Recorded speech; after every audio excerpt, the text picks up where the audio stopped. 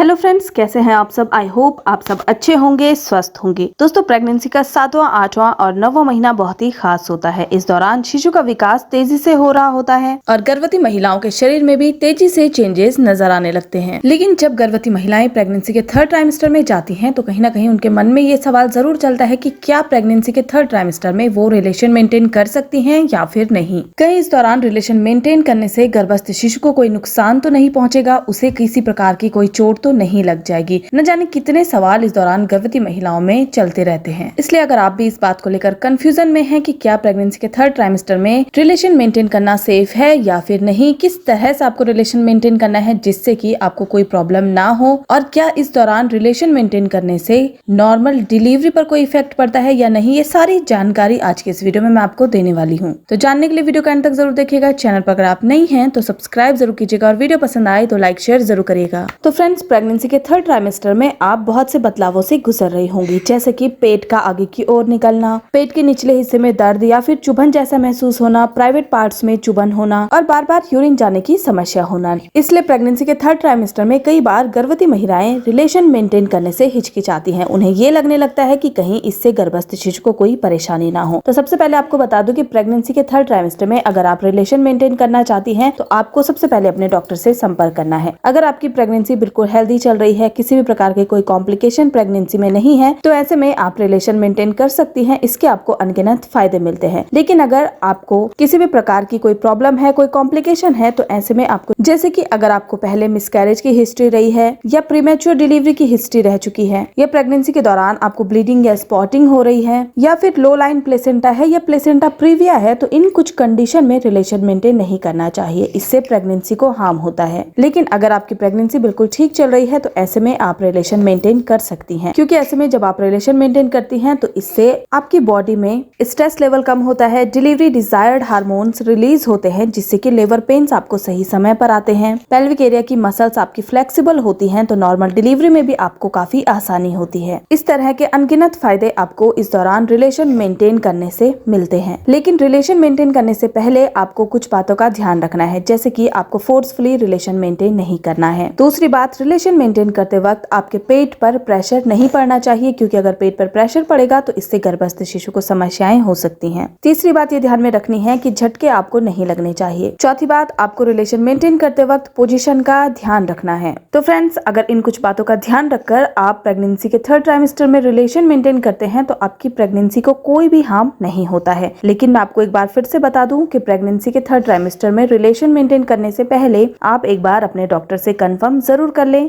ताकि प्रेगनेंसी में किसी भी टाइप की कोई प्रॉब्लम ना आए। वीडियो को समाप्त करती हूँ। धन्यवाद।